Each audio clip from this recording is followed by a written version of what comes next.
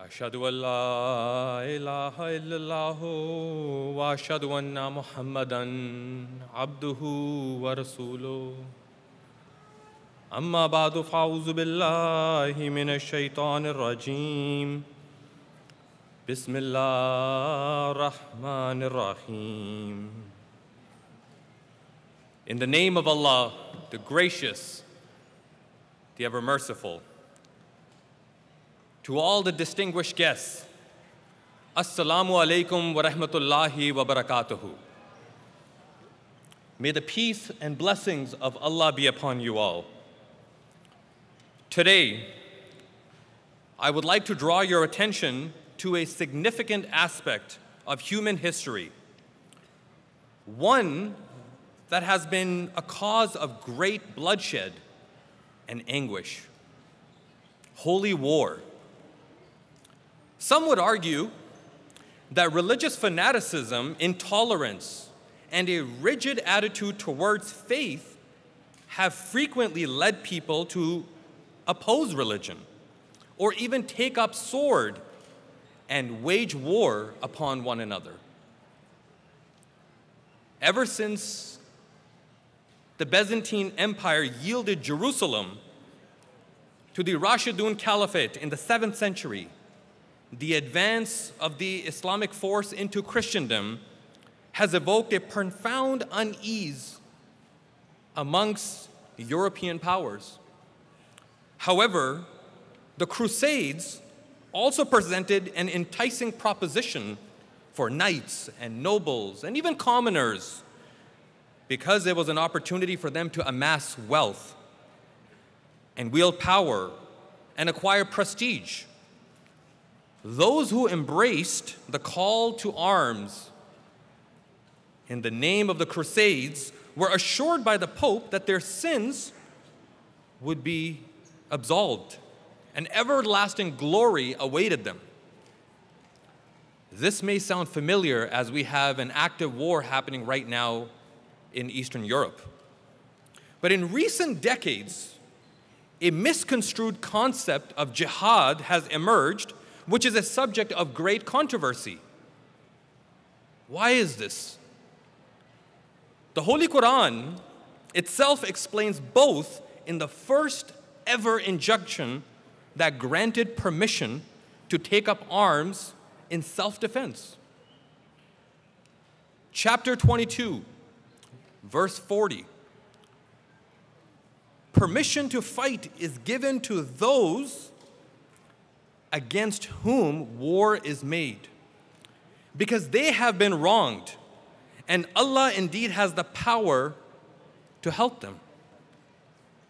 According to the prophecies of Prophet Muhammad, peace be upon him, Muslims were going to deviate further and further away from their faith until they reached a point, and I quote, "Nothing will remain of Islam except its name, and nothing will remain of the Holy Quran except its inscriptions. Their mosques will be full of worshippers, but devoid of guidance. And scholars, the so-called scholars, will be the worst people under the heavens. Fitna, or discord, will come from them and return to them." It was further prophesied, when such will be the condition of Islam, God will send a promised Messiah who will bring people back to the true teachings of Islam. In Hadith, the reported accounts, it is also mentioned that this prophesied era of the promised Messiah would be such that religious fighting will come to an end. And with the appearance, he will use not the sword or any earthly weapon to end religious wars. As I mentioned, religious fanaticism, intolerance, and rigid attitudes towards faith reached indeed an apex. And God sent that awaited Messiah, as was prophesied in the person of Hazrat Mirza Ghulam Ahmad, May peace and blessings of Allah be upon him. In his own words, the promised Messiah states, the promised Messiah has come in this world to refute the notion of using the sword in the name of religion, and to prove with argument and reasoning that Islam is such a religion which does not need the support of weapons. Rather, inherent in its teaching, in its excellent teachings, its truth and enlightenment and reasoning and arguments lies the beautiful teachings. He further states, it should be remembered that today's Islamic scholars completely misunderstand jihad and misrepresent it to the public. The public's violent instincts are inflamed as a result, and they are stripped of all noble human virtues. Now, some may argue that the spread of Islam happened through violent jihad. Explaining the reasons for the spread of Islam, the promised Messiah, peace be upon him, states, Islam is such a religion that does not need the support of swords for its propagation. Rather, the inherent excellence of its teaching, its truth, enlightenment, reasoning, arguments, and the active assistance of God the Exalted, the signs, his personal attention, are such that they will always drive progress and the propagation. The message of Islam does not rely and does not need any compulsion whatsoever. Thus, the promised Messiah, Hazrat Mirza Ghulam Ahmad, has waged a holy war with his pen as his weapon. He wrote over 80 books and thousands of letters.